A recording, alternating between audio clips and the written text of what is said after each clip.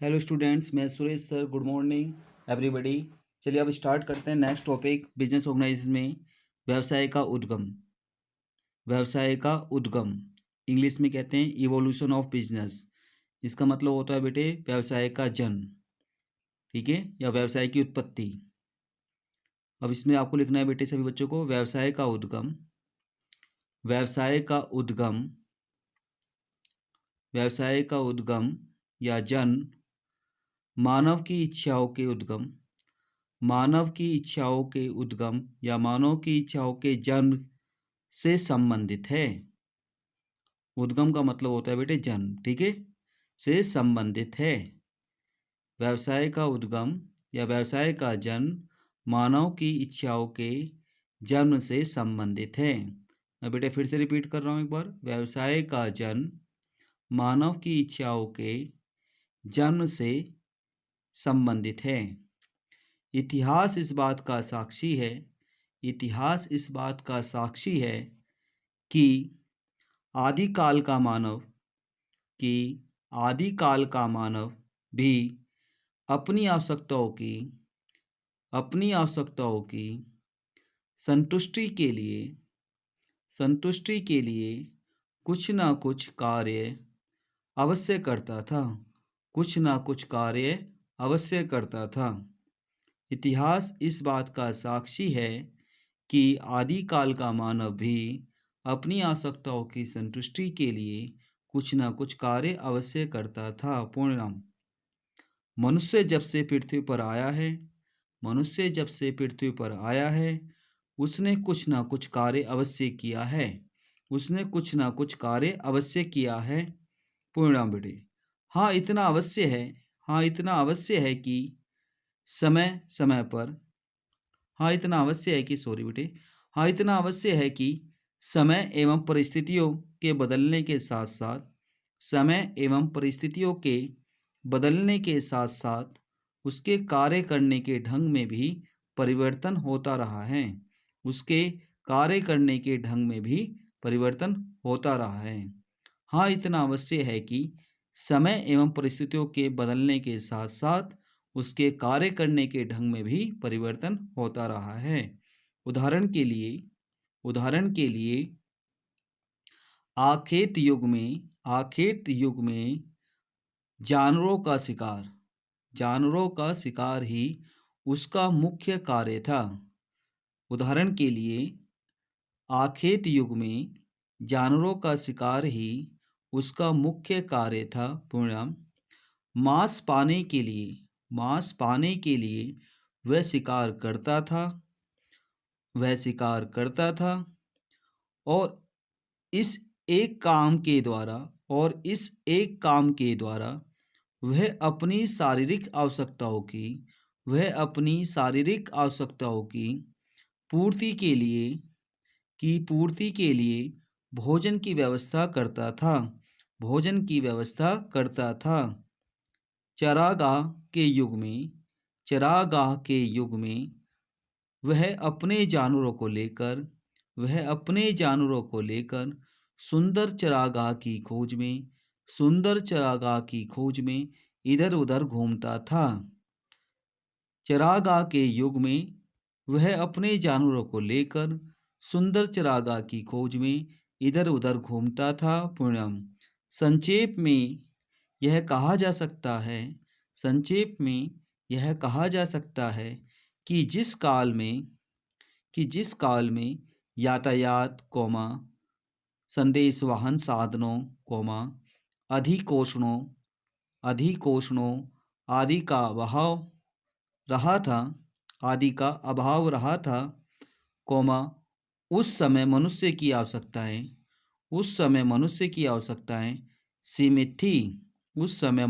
आवश्यकताएं सीमित थी और वह लगभग आत्मनिर्भर ही था।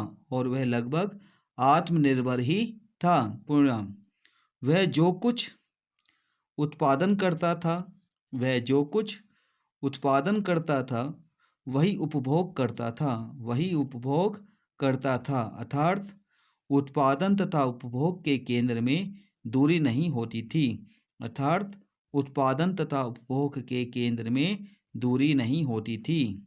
अर्थात उत्पादन तथा उपभोग के केंद्र में दूरी नहीं होती थी। पूर्णम इस समय तक व्यावसायिक इकाइयां लगभग पूर्णतः सकल स्वामियों द्वारा ही चलाई जाती थी। इस समय तक व्यावसायिक इकाइयां लगभग पूर्णतया सकल स्वामियों द्वारा ही चलाई जाती थी। धीरे धीरे ज्ञान एवं विज्ञान की प्रगति के साथ साथ मनुष्य की आवश्यकताएं भी बढ़ने लगी। धीरे धीरे ज्ञान एवं विज्ञान की प्रगति के साथ साथ मनुष्य की आवश्यकताएं भी बढ़ने लगी। इन बढ़ती हुई आवश्यकताओं ने उत्पादन में वृद्धि की तथा विशिष्टीकरण को जन्म दिया। परिणाम इसी युग में वस्तु विनिमय बार्टर सिस्टम आरंभ हुआ और मनुष्य की अंतर्निर्भरता अधिकाधिक बढ़ने लगी।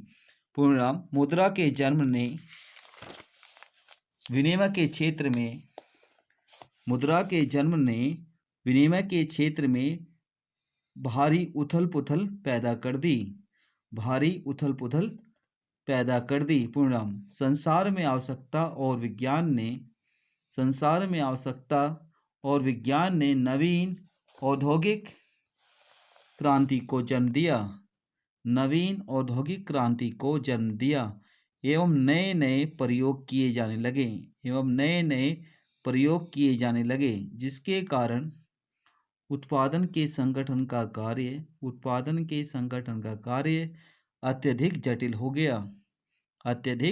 हो गया। परिणाम गृह उद्योग प्रणाली के स्थान पर कारखाना प्रणाली पनप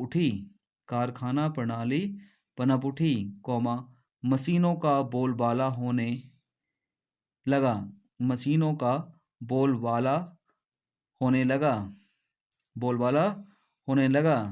बड़ी मात्रा में उत्पादन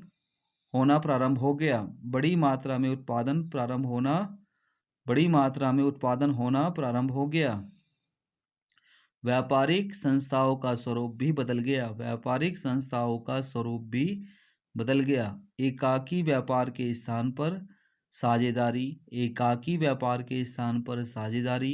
और साझेदारी के स्थान पर आधुनिक साधनों से परिपूर्ण कंपनियों का निर्माण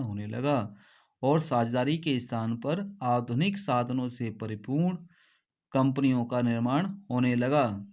चूंकि उत्पादित वस्तुओं की एक ही बाजार में खपत होना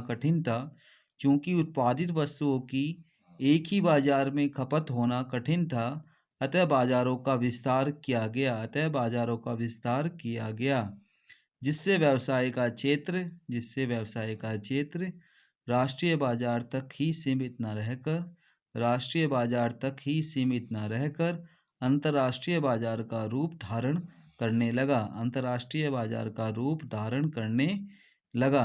परिणाम क्षेत्र विस्तार ने अंतर्देशीय प्रतियोगिता को जन्म दिया, उत्पादक अपने माल के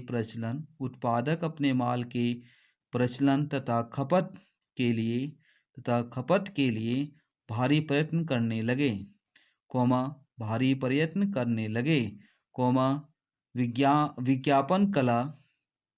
विज्ञापन कला तथा विक्रय कला को प्रोत्साहन मिला,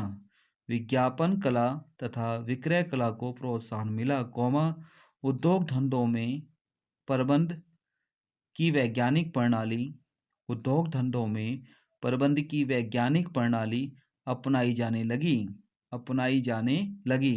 वैज्ञानिक प्रणाली का मतलब साइंटिफिक मैनेजमेंट, ठीक है, अपनाई जाने लगी। यातायात एवं संदेश वाहन के साधनों का तीव्र गति से विकास होने लगा।